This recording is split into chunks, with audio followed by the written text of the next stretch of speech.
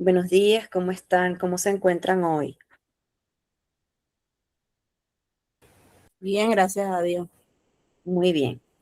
Vamos a darle continuidad entonces a la preparación que tiene el Instituto Claustro el día de hoy. En este caso vamos a conversar acerca de la psicología aplicada en el aula de clase. Vamos a compartirles las diapositivas.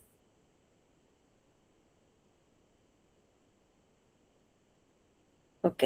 ¿Pueden observar las diapositivas? Ok. Sí, Muy bien. profesora. Ok. ¿Por qué consideran ustedes que es necesario aplicar la psicología dentro del aula escolar? La psicología acaba de destacar que se aplica en todo, tanto directa como indirectamente, en nuestra cotidianidad, en todo, en todo, en todo, aplicamos la psicología. Específicamente dentro del aula, ¿por qué ustedes consideran que es necesario aplicar la psicología?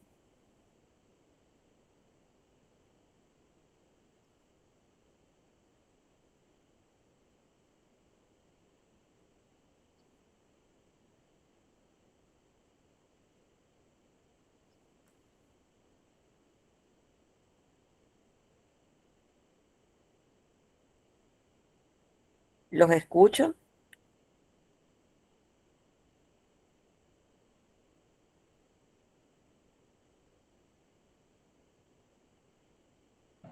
O los diferentes comportamientos de los estudiantes Ok, o dependiendo de la situación que haya en el momento. muy bien. Y en el ámbito del docente, ¿ustedes consideran que se debe aplicar la psicología al docente o solo a los estudiantes?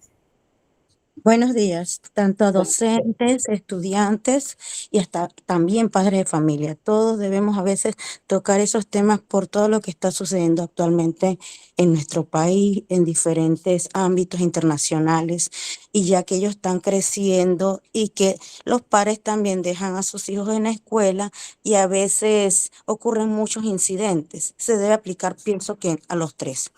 Gracias. Muy bien, excelente. ¿Hay alguien más que quiera aportar? Profesora, también es importante aplicarla en los tres aspectos, como dicen las compañeras, pero muy importante también por los niños, para conocer las necesidades de los niños, porque en base a eso, al estar hablando y Ujú. conversando con ellos y al tener una confianza, vamos sabiendo las necesidades prioritarias que ellos presentan, no solo en la clase, sino también en el hogar. Y así entonces nos va a ayudar a mejorar el aprendizaje de ellos mismos. Muy bien. Nosotros vamos a aplicar la psicología en diferentes ámbitos, específicamente en el aula de clase para los docentes. ¿Cómo la vamos a aplicar? Desarrollando herramientas que nos sirvan para gestionar el aula y además fomentar el aprendizaje. Para los estudiantes, desarrollando estrategias que respalden el desarrollo adolescente, infantil, adulto, de acuerdo con la población estudiantil a la que nosotros dirijamos nuestros recursos y la identidad en formación. Una de las constantes en la vida cotidiana es quiénes somos, qué queremos. Y nosotros nos las pasamos en la búsqueda constante de la identidad. Como vamos buscando constantemente la identidad, entonces es necesario que dentro del currículo nosotros desarrollemos este criterio. Ustedes se han dado cuenta que hay personas de diferentes edades y supongamos que llamamos normal, común, que esto se dé en adolescentes jóvenes hasta la adultez joven, porque en esa etapa nosotros, de acuerdo con la pirámide de Maslow, vamos buscando nuestros eslabones para poder completar y alcanzar la autorrealización.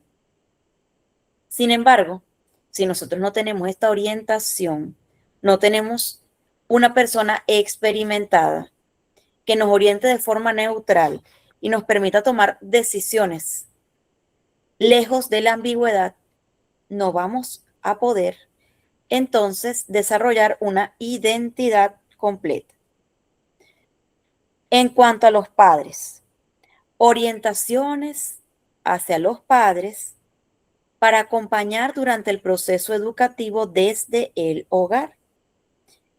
Esto lo podemos abarcar en la parte educativa, puede ser en la adolescencia, es decir, de 12 a 18 años, en la niñez, desde los 3 a los 11 años, o en la edad adulta, de 18 años en adelante.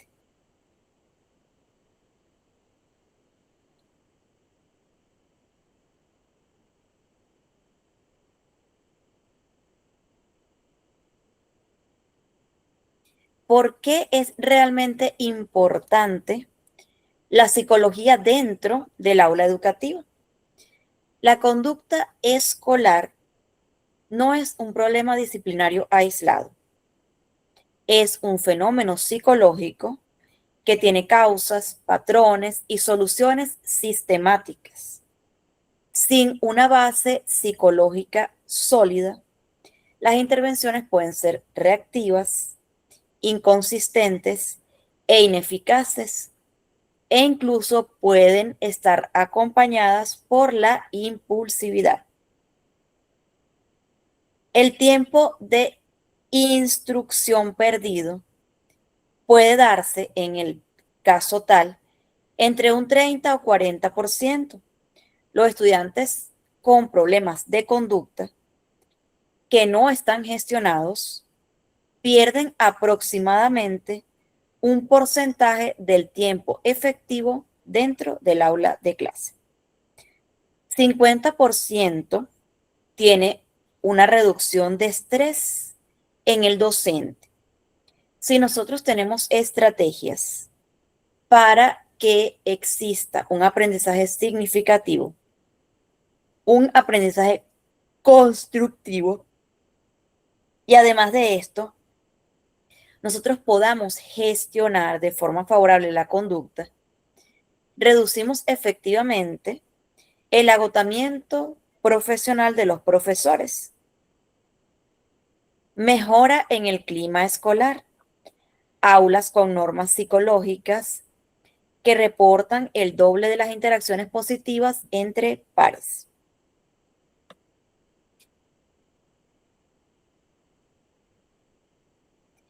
Enfoque preventivo. Comprender la psicología adolescente va a permitir anticipar comportamientos disruptivos antes de que ocurran, diseñando entornos y rutinas que los inhiban desde la raíz. Enfoque correctivo. Sin fundamentos psicológicos, los docentes reaccionan al comportamiento ya manifestado, perdiendo de esta manera la oportunidad de modificar patrones subyacentes y generando ciclos de conflicto.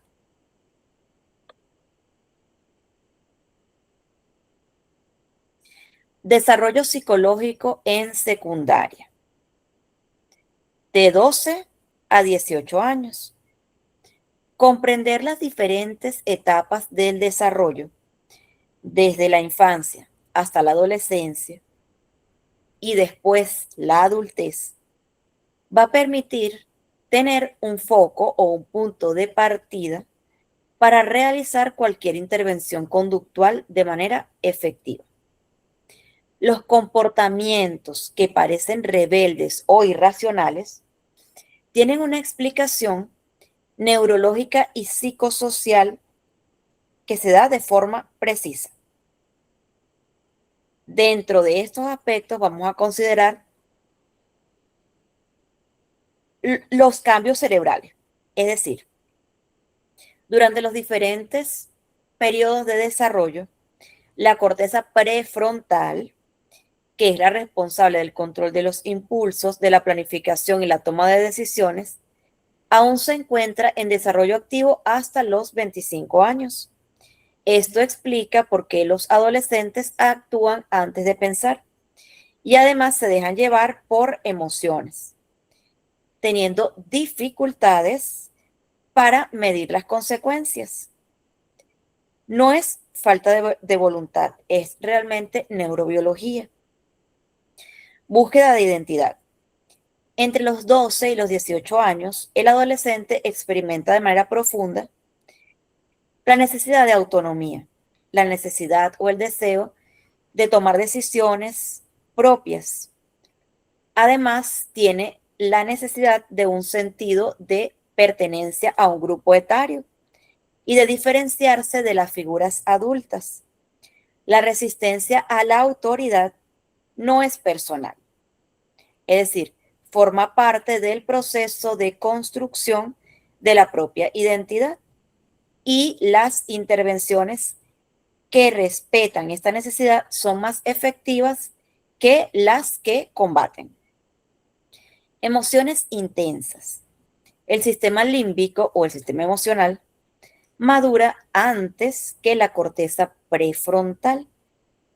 Por esta acción se genera mayor sensibilidad a la crítica, fluctuaciones emocionales frecuentes y alta receptividad ante situaciones sociales.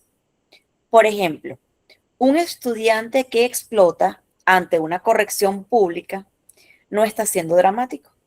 Su sistema emocional responde de forma desproporcionada, porque aún carece de los recursos neurobiológicos para la regulación. ¿Hasta ahora hay alguna duda? ¿Hay alguna sugerencia o algún comentario que ustedes quieran hacer? ¿Algo que haya sucedido durante el periodo de clase?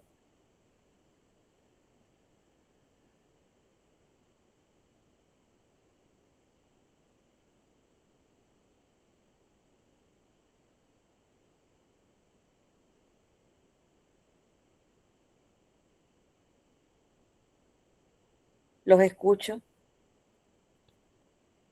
Recuerden que acá en el Instituto Claustro la participación es importante.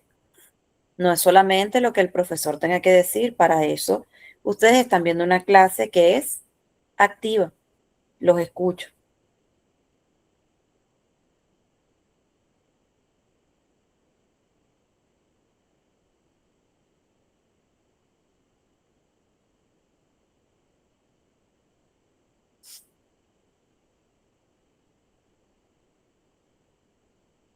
Muy bien. En vista de que no quieren hacer intervenciones, vamos a continuar. Y en el próximo lapso de tiempo, yo voy a llamarlos por sus nombres. Ok. Teoría del comportamiento, llamada también modelo ABC, es decir, el modelo que tiene un antecedente, una conducta y una consecuencia. Dentro del marco analítico central en la psicología conductual aplicada específicamente en el aula, se permite descomponer cualquier comportamiento problemático en elementos constitutivos con el objetivo de intervenir en el punto más estratégico. Antecedentes, conductas, consecuencias y retroalimentación.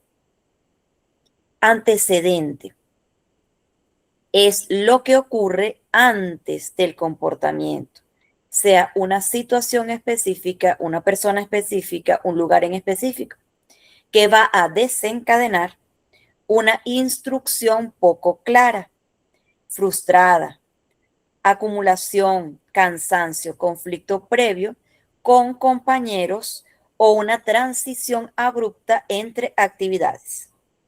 Modificar antecedentes es la intervención más eficiente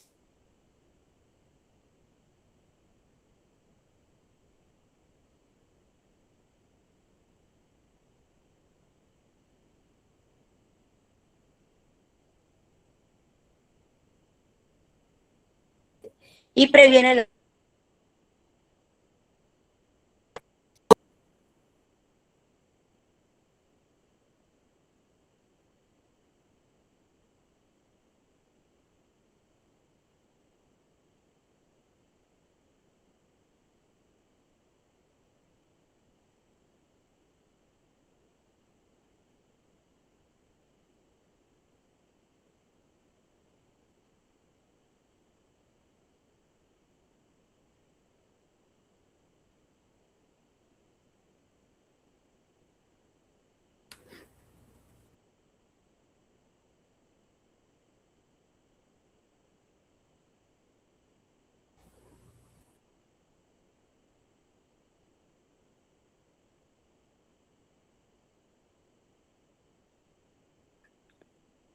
¿Me pueden escuchar? Sí, profe. Ok, ¿hasta dónde pudieron escuchar ustedes? Hasta los antecedentes, profesora. Ok, muy bien. Vamos a retomar desde los antecedentes entonces. Ok, hablamos entonces que el antecedente va a ser justamente la situación específica que va a desencadenar una conducta. La conducta es la acción observable y medible. Como ejemplo, interrumpir la clase, no entregar la tarea, levantarse sin permiso, agresión verbal hacia un compañero. Para intervenir correctamente, este tipo de conductas debe describirse en términos concretos sin etiquetar como difícil o irrespetuoso, porque vamos a considerar primero el antecedente. Si nosotros tenemos un alumno que por nuestra experiencia dentro del aula de clase podemos tener la inquietud de que esa persona puede tener un diagnóstico, no nos corresponde a nosotros decir qué diagnóstico tiene la persona. En su defecto, lo que nosotros vamos a hacer es a realizar un informe y ese informe vamos a describir el antecedente sin etiquetar. ¿Cómo describimos el antecedente? Durante la clase de matemática, el alumno Juan Pérez realizó la siguiente conducta. Describimos la conducta y seguimos relatando el antecedente. Esto se repite todos los días, principalmente molesta al niño Pedro Pérez y el niño Pedro Pérez reacciona de tal manera para que nosotros podamos enviar ese informe a otro especialista y de esta manera poder obtener un diagnóstico. Consecuencia. Lo que ocurre después de la conducta. Las consecuencias moldean comportamientos futuros, siempre y cuando exista una modificación de conducta. Si usted quiere corregir una conducta, pero no existe una modificación, una consecuencia, la conducta se va a repetir. Si una conducta disruptiva genera atención del docente, así sea negativa, esta se va a reforzar. Si ignorarla no produce nada, se extingue.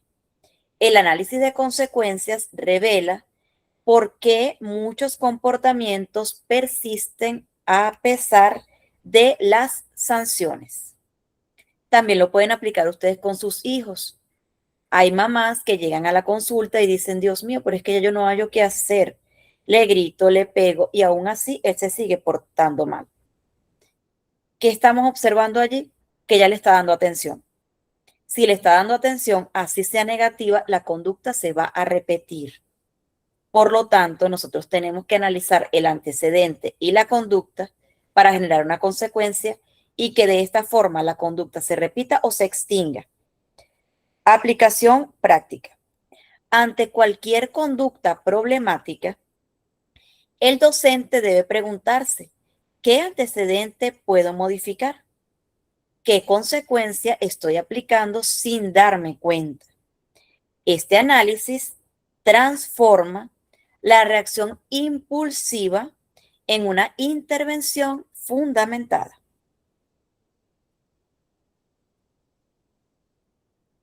Vamos a conocer algunas estrategias que pueden servir como base, porque a estas estrategias ustedes le pueden añadir otras o las pueden modificar de acuerdo con la necesidad de ustedes. Estrategia número 1, normas claras y consistentes.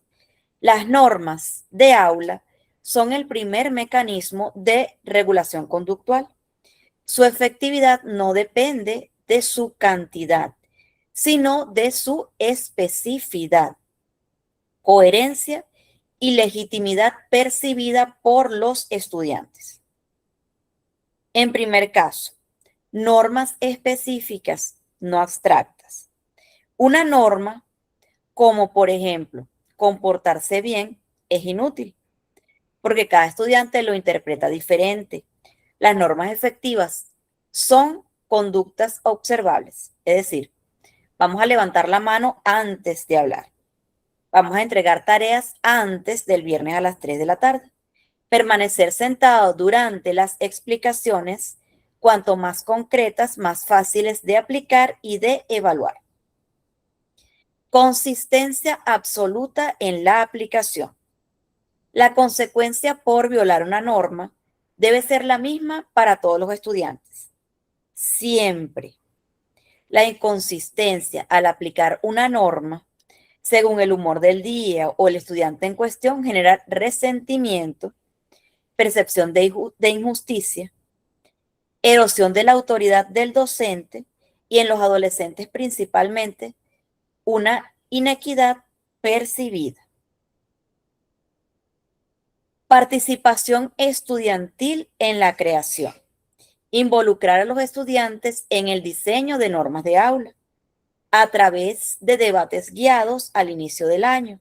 Aumenta significativamente el compromiso y la responsabilidad cuando los estudiantes sienten que las normas son suyas, no impuestas. Su disposición a cumplirlas se multiplica de manera estratégica y aprovecha la necesidad adolescente de autonomía en lugar de combatirla.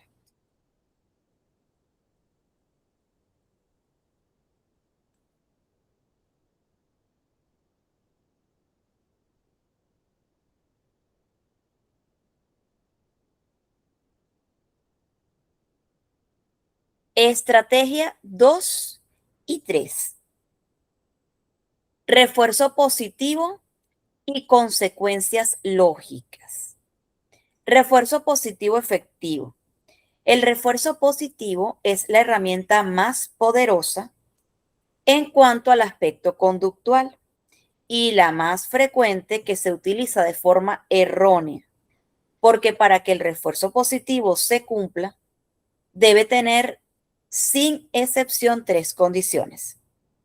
Especificidad.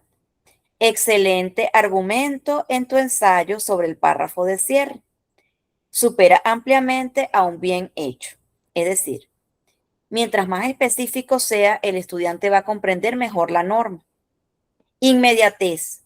El refuerzo debe realizarse al momento o máximo dentro de 24 horas. Después de ese periodo, pierde su vínculo psicológico con la conducta y por lo tanto su impacto formativo. Variedad. Combinar elogios verbales, puntos acumulables, privilegios especiales o reconocimiento público, adaptando el tipo de refuerzo a las preferencias individuales del estudiante. Consecuencia lógica versus castigos. No todas las intervenciones correctivas son equivalentes. La diferencia entre una consecuencia lógica y un castigo determina si el estudiante aprende responsabilidad o simplemente aprende a evitar al docente. Consecuencia lógica. Se relaciona directamente con la conducta. Castigo, automáticamente la desconexión de la conducta. Consecuencia lógica. No hiciste la tarea, trabajas en el receso. Castigo, gritaste en clase, copia 1000 líneas. Consecuencia lógica. Enseña responsabilidad y causa efecto. El castigo genera miedo temporal y resentimiento. ¿Qué sucede muchas veces cuando se hacen los castigos? El niño o el adolescente sencillamente dice, bueno, ya yo sé que me van a castigar, ya yo sé que me van a pegar, pero igual lo voy a hacer. Una consecuencia lógica es más efectiva porque le enseña la responsabilidad. Con la consecuencia lógica, el estudiante comprende. Con el castigo, el estudiante percibe arbitrariedad. Con la consecuencia lógica, existe una modificación del patrón a largo plazo. Con el castigo existe una supresión de la conducta a corto plazo. Los castigos pueden ser necesarios de forma ocasional, pero no deben ser el mecanismo primario y menos en un aula basada en consecuencias lógicas, porque se genera más respeto y menos resistencia.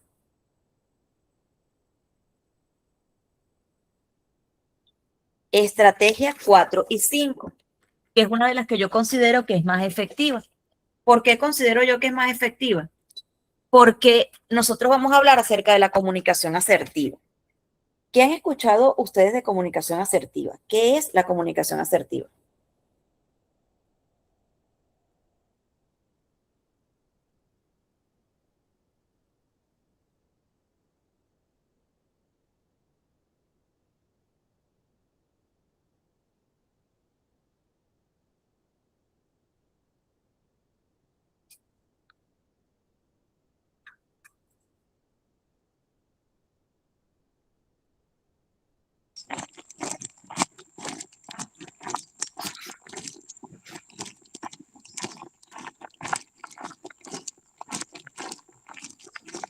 Ok, ¿y vas a intervenir o solamente se te abrió el micrófono?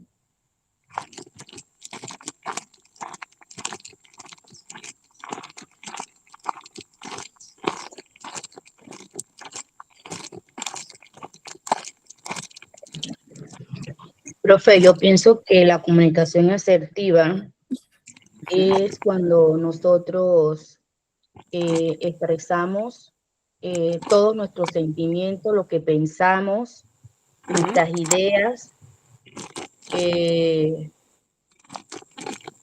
y esperamos pues que las demás personas nos las comprendan. O sea, sin necesidad nosotros de al expresar una idea, que la otra persona no se sienta mal.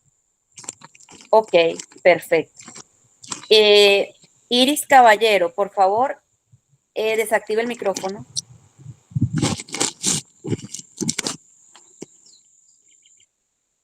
Ok, muy bien. Ahorita intervino Guadalupe. Muy bien.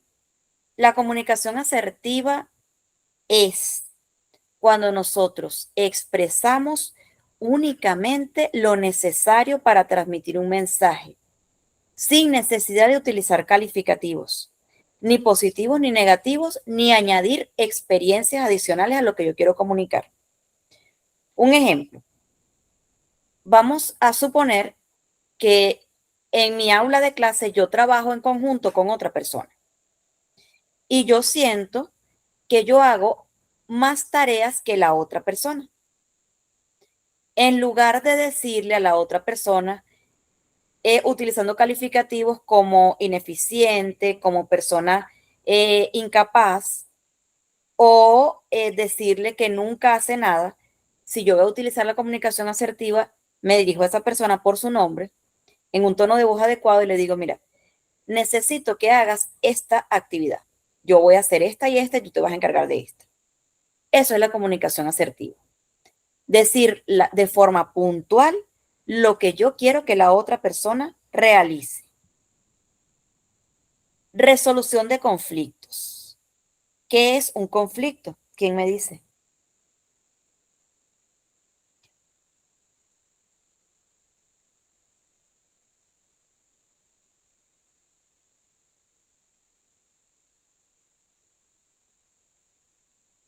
¿Qué es un conflicto?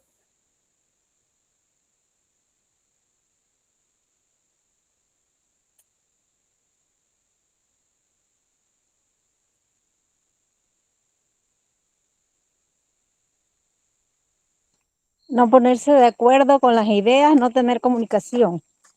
Muy bien, muy bien. Cuando nosotros tenemos perspectivas diferentes entre dos o más personas, podemos establecer que pudiese existir un conflicto, especialmente cuando, por ejemplo, yo mantengo la idea que únicamente mi razón o mi criterio, mi punto de vista es el único punto de vista válido.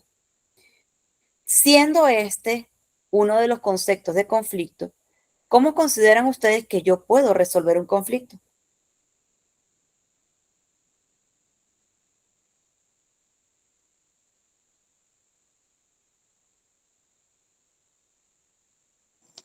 Dialogando y teniendo ideas equitativas. Muy bien, muy bien. Dialogando, teniendo ideas equitativas. Dentro de un aula de clase, ¿cómo yo puedo aplicar una resolución de conflicto?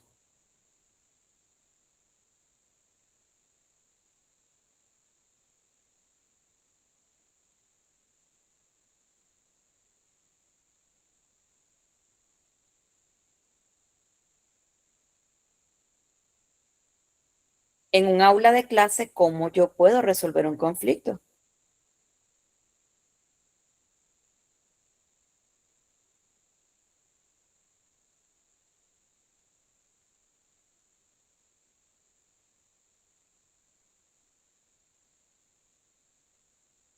Inguis, en un aula de clase, ¿cómo tú resuelves un conflicto?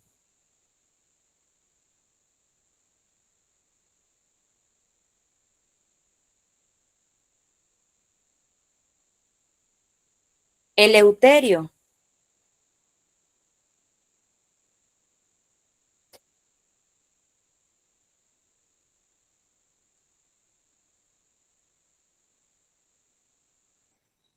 Escuchando ambas partes y llegar a la verdad para entonces tomar correctivos.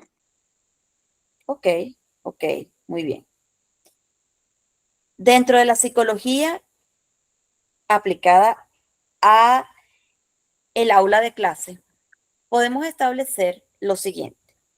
La comunicación asertiva con estudiantes es la forma en la que el docente se comunica ante una conducta problemática y determina si el estudiante se cierra de forma defensiva o se abre al diálogo. Considerando esto, vamos a tener tres principios fundamentales. Mensajes yo, es decir, me resulta difícil explicar cuando hay interrupciones. En lugar de, siempre interrumpes. Reduce la defensividad y abre un espacio de diálogo. Escucha activa. Preguntar qué pasó antes de juzgar.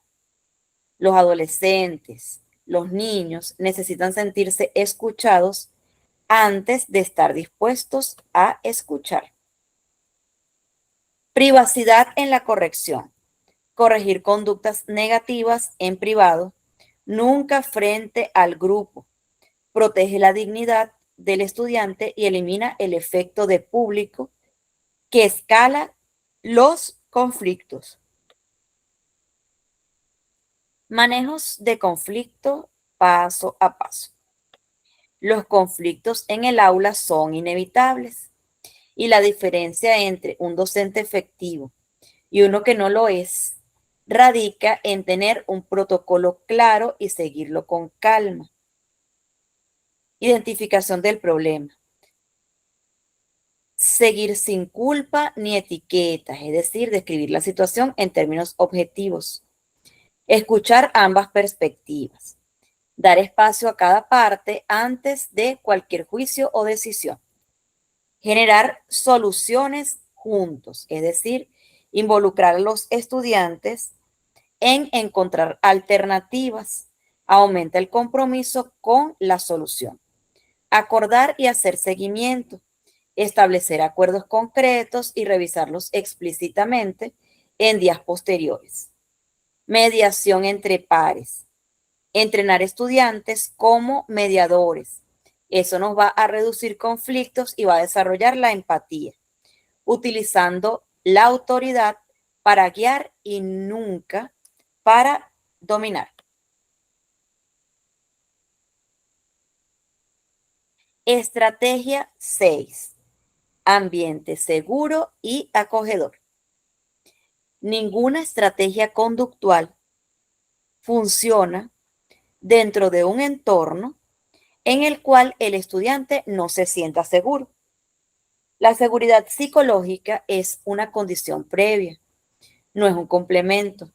Un adolescente en estado de amenaza, sea real o percibida, tiene su sistema nervioso activado para la defensa, no para el aprendizaje. Seguridad física y emocional. Cero tolerancia activa ante el bullying, la discriminación y la humillación, incluyendo dinámicas sutiles de exclusión social. Los estudiantes que se sienten amenazados no pueden acceder a los recursos cognitivos necesarios para aprender. La seguridad emocional no es un lujo, es una precondición biológica del aprendizaje. Sentido de pertenencia. Actividades de integración al inicio del año y durante el curso escolar. Conocer las historias personales de los estudiantes.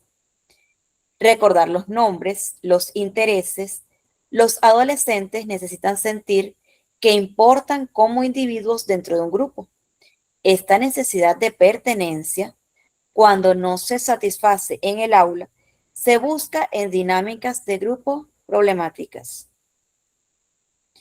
Predictibilidad y rutinas. Rutinas claras, transiciones suaves entre actividades y estructuras predecibles en cada clase. La predictividad reduce la ansiedad y con ella los comportamientos disruptivos que la ansiedad genera. Un aula con estructura coherente es un aula donde los estudiantes pueden relajar la vigilancia y enfocarse en aprender. El aula no es solo un espacio de instrucción. El aula es un entorno social donde los adolescentes están simultáneamente aprendiendo contenidos y negociando su identidad, su estatus y sus relaciones. Y el docente es aquel que diseña ese entorno.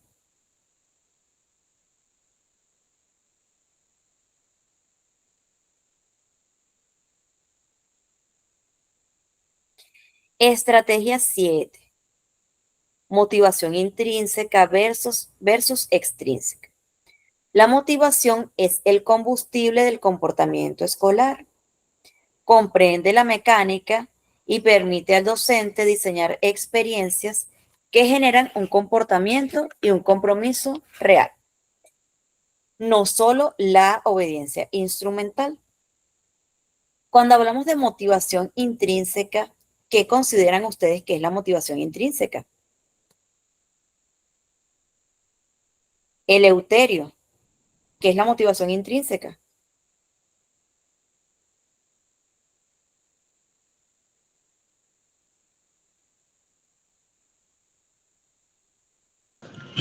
Disculpe, profe, ¿cómo era la pregunta? Es que estoy viajando y entonces se me cortan las llamadas, la señal.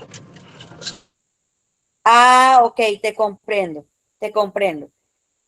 ¿Qué consideras tú que es la motivación intrínseca?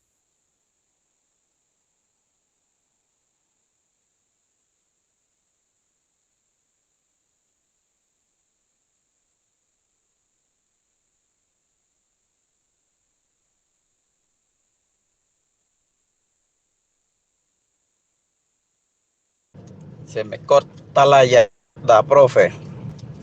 Ok, tranquilo, vamos a pasar a otro estudiante. Austin, ¿qué es motivación intrínseca?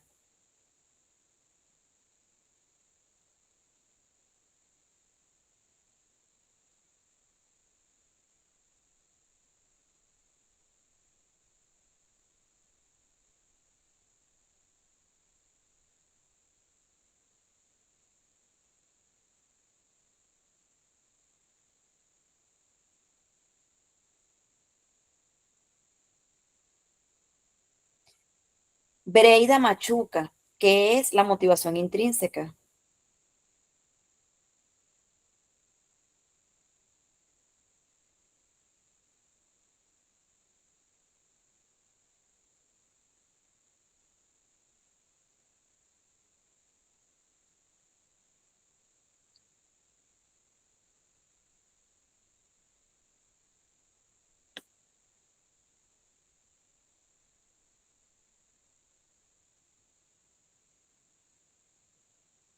Kenneth Duque, ¿qué es la motivación intrínseca?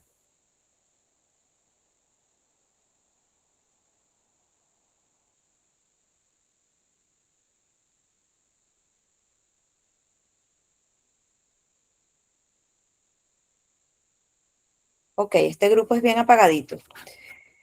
La motivación intrínseca. La motivación intrínseca es aquella que surge desde nosotros mismos y utiliza ese contenido justamente para desafiarse. El estudiante que actúa por satisfacción interna tiene una curiosidad genuina, no un sentimiento de competencia. Es más duradera, más profunda y se correlaciona directamente al logro académico. A largo plazo, también reduce los comportamientos disruptivos porque el estudiante está genuinamente comprometido. Motivación extrínseca. Aprender por notas, premios o por evitar el castigo. Es decir, es la externa. Es efectiva a corto plazo para obtener conductas específicas, pero genera dependencia del refuerzo externo. Cuando el incentivo desaparece, la conducta también. En exceso puede suprimir la motivación intrínseca y es un fenómeno llamado efecto de sobrejustificación. Estrategia de transformación. El objetivo pedagógico es crear condiciones para que la motivación externa migre hacia la interna. 3 palancas concretas o 3 pilares fundamentales. Conexión con intereses reales, es decir, relacionar los contenidos con temas que los estudiantes encuentren significativos. Ejemplo, cultura popular, tecnología, problemas sociales actuales. Autonomía en las tareas. Permitir que los estudiantes elijan el formato específico o el tema o una metodología que les llame la atención. La autonomía percibida es el predictor más robusto de la motivación intrínseca. Relevancia futura explícita. Mostrar concretamente cómo el contenido conecta con sus metas personales, profesionales o sociales. Los adolescentes no asumen la relevancia por defecto. Hay que construirla de forma explícita. El resultado de aplicar estas 3 palancas es una internalización gradual de la motivación. El estudiante empieza a aprender por razones propias y no por razones impuestas.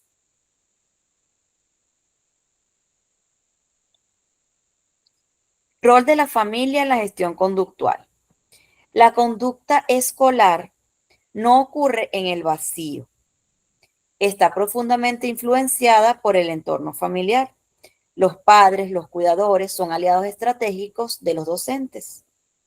Cuando no comprenden los mismos principios psicológicos, el efecto no es igual. Si se maneja en conjunto, el efecto es favorable. Coherencia entre hogar y escuela. Cuando las expectativas conductuales y las consecuencias son consistentes entre el aula y el hogar, el estudiante no puede dividir los entornos. Esto requiere una comunicación regular entre familias y docentes, especialmente antes de que los problemas escalen. Los padres deben conocer las normas del aula y reforzarlas en casa, no contradecirlas. Evitar la sobreintervención y la subintervención. 2 errores frecuentes en familias de adolescentes. Resolver todos los problemas por ellos, es decir, impidiendo el desarrollo de autonomía, tolerancia y frustración, o ignorar señales de alarma esperando que maduren solos. El equilibrio es acompañar sin sustituir y estar presente sin sofocar. El hogar como regulador emocional. Los adolescentes necesitan un espacio donde procesar las emociones intensas de la jornada escolar. Un hogar que ofrece una escucha sin juicio inmediato que funciona como regulador emocional, reduciendo la probabilidad de que la frustración acumulada explote en el aula al día siguiente. Preguntar, por ejemplo, ¿cómo te fue? Y realmente esperar una respuesta. Refuerzo positivo en casa. Los mismos principios que funcionan en el aula aplican en el hogar, es decir, especificidad, inmediatez y variedad en el reconocimiento de conductas positivas, celebrar los logros académicos y conductuales con la misma energía con que se corrigen los problemas, cambia radicalmente la dinámica familiar en torno a una dinámica escolar favorable. Profesora, Principios, dígame. con respecto a lo que usted estaba mencionando, es muy cierto porque, por ejemplo, en mi caso, yo tengo un hermanito de 15 años ¿Ya? y él tenía problemas con matemáticas. Y él no Ok. es que sea malo, sino que él es bueno, pero él era como que le daba mucha pereza, dice él. Yo Ok. cuando fui a revisar las notas de él, porque a pesar que él tenga esa edad, 15 años, yo lo trato como si fuera un niño porque no, o sea, no me puedo descuidar. Ok. Entonces me senté con él, tuve que explicarle las teorías y es como usted dice, hay que tener una buena comunicación, en este caso con mi hermanito, y cuando hubo un parcial, pues mi hermanito sacó 4,5 y yo Ok. me quedé, yo dije, mira, o sea, lo que nosotros como padres de familia podemos brindar, pues ese afecto, esa confianza, cuando él Ajá. enfrenta una situación difícil, pues. Y eso es lo que yo quería aportar con lo que usted estaba explicando ahorita. No, excelente, porque Ajá, del fíjate hogar que como es regulador importante. emocional, pues, de un Claro, adolescente. es importante porque, mira, no hay nada mejor que la atención. La atención en el hogar, la atención en el docente, porque la atención es algo tan valioso que tú no lo puedes comprar. Tú sencillamente lo vas a brindar. Cuando la persona se siente atendida, se motiva automáticamente y se activa esa motivación intrínseca de la que hablábamos. Es algo interno, algo que él hizo porque sintió una curiosidad real, no era por cumplir con los demás. Súper importante ese aporte. ¿Hay alguien que quiera hacer otro aporte?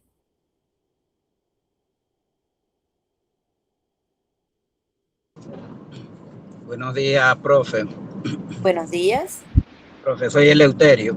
Voy viajando, a ver si no se me corta quiero aportar algo ahí. Muy En una bien, muy ocasión, bien. profe, ahora mismo no estoy laborando, ¿no? Pero yo fui a hacer una licencia, profe, y yo Ok, tenía unos chicos que eran muy desordenados dentro del salón.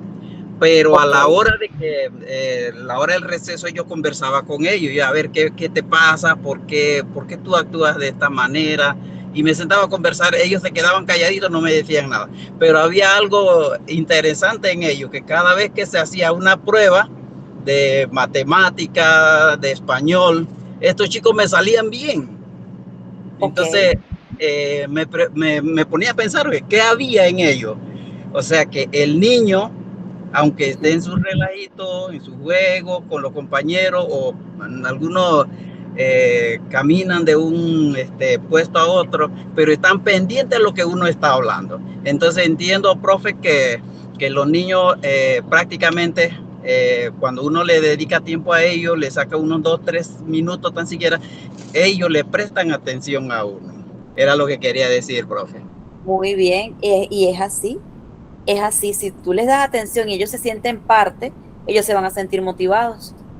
Pero si solamente te dedicas a darle una clase y esa clase es súper aburrida, donde ellos no se sienten parte, realmente no va a ser un aprendizaje significativo. Ok. Principios integradores y próximos pasos. La psicología aplicada al aula no es un conjunto de técnicas aisladas, es un sistema coherente que parte del conocimiento, del desarrollo adolescente y se articula a través del modelo ABC, desplegándose en estrategias concretas que refuerzan el aprendizaje y la convivencia. Conoce a tu estudiante. Fíjense lo que ustedes acaban de decir. El comportamiento es comunicación. Antes de intervenir, pregúntate qué está intentando decir la conducta disruptiva sobre las necesidades no cubiertas del estudiante. Prevén antes de corregir. Modifica antecedentes, diseña el entorno, establece normas claras. La mayoría de los problemas conductuales son previsibles y por tanto se pueden prevenir. Refuerza lo positivo. Las conductas que se reconocen no se van a repetir.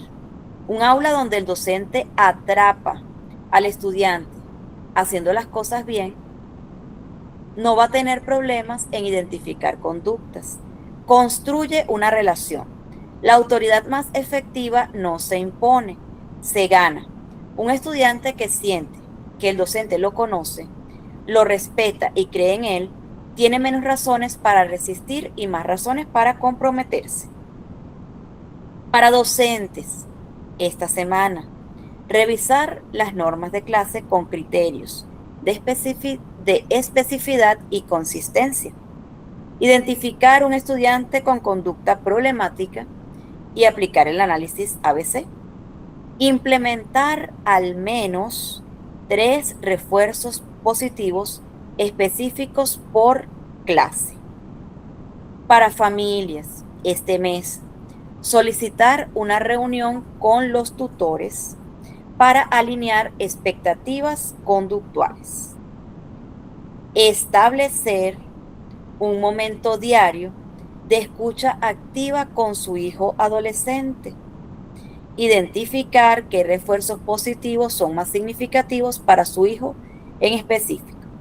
La gestión conductual efectiva no es un fin en sí mismo, es el medio para crear las condiciones en las que el aprendizaje real puede ocurrir. Muy bien. Quiero, antes de cerrar, saber cuál es la experiencia que ustedes se llevan hoy. ¿Qué de lo que hablamos hoy no manejaban? ¿Qué aprendieron el día de hoy y cómo lo van a aplicar?